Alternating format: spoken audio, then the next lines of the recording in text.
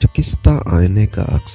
یہ کہانی ایک ایسے نوجوان ایان کی ہے جو دولت کی ہوس میں اپنے بوڑھے باپ اور بچپن کی محبت کو پیچھے چھوڑ دیتا ہے، لیکن جب وہ کامیابی کے عروج پر پہنچتا ہے تو اسے احساس ہوتا ہے کہ روح کا سکون مادیت میں نہیں بلکہ رشتوں میں ہے۔ گاؤں کی دھول، خوابوں کی اڑان۔ پنجاب کے ایک چھوٹے سے گاؤں چک 42 کی شام ڈال رہی تھی۔ ایان اپنے کچے مکان کے سین میں بیٹھا شہر کے جانے والے ٹرکوں کی آوازیں سن رہا تھا۔ اس کے ہاتھ میں ایک پرانی کتاب تھی، مگر نظریں سڑک پر تھی۔ اس کے والد بابا رحیم جو عمر بھر کی مشقت سے اب تھک چکے تھے، قریب آ کر بیٹھے، کہا، پتر، شہر کی رونقیں آنکھوں کو خیرات تو کرتی ہیں، پر وہاں دل مٹھی میں بند کر کے رہنا پڑتا ہے۔ ایان نے تلخی سے جواب دیا، بابا، اس غربت نے ہمیں مٹھی میں بند کر رکھا ہے۔ میں یہاں گھٹ کر نہیں مرنا چاہتا، مجھے بڑا آدمی بننا ہے۔ اس شام وہ زویا سے ملا، زویا جو اس کے ہمسائے کی بیٹی تھی اور جس کی آنکھوں میں ایان کے لیے بے پناہ محبت اور خلوص تھا۔ ایان، کیا تم وہاں جا کر ہمیں بھول تو نہیں جاؤ گے؟ اس نے دھیمی سی آواز میں پوچھا۔ ایان نے آسماں کے تاروں کی قسم کھائی، کبھی نہیں زویا، میں صرف تمہارے اور بابا کے لیے جا رہا ہوں۔ شہر کی بے رحم روشنیاں۔ شہر پہنچ کر ایان کو معلوم ہوا کہ جہاں خوابوں کی قیمت نہیں خون پسینے سے نہیں کمایا جاتا بلکہ ضمیر سے چکانی پڑتی ہے۔ اسے ایک بڑی کنسٹرکشن کمپنی میں معمولی سی کلرک کی نوکری ملی۔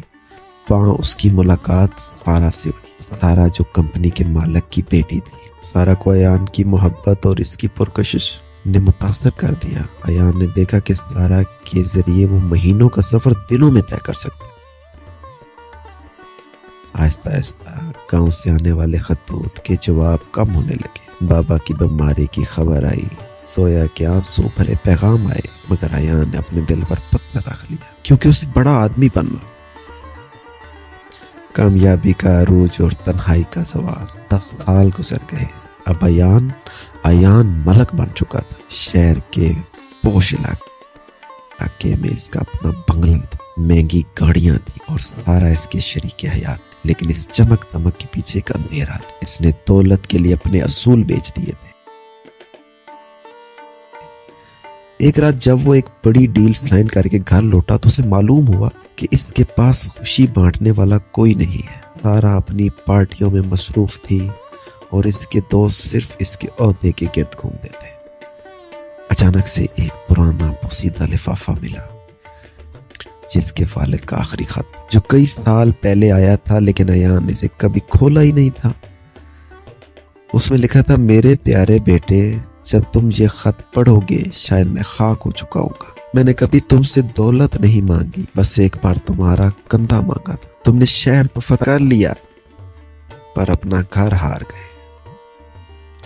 ایان دیوانوں کی طرح اپنے گاؤں کی طرف بھاگا۔ وہاں پہنچا تو اسے پتا چلا کہ بابا رحیم تو 2 سال سے انتقال کر چکے ہیں اور زویا نے ایک یتیم خانے میں پڑھانا شروع کر دیا۔ لیکن جب وہ زویا سے ملا تو اس نے ایان کو پہچاننے سے ہی انکار کر دیا۔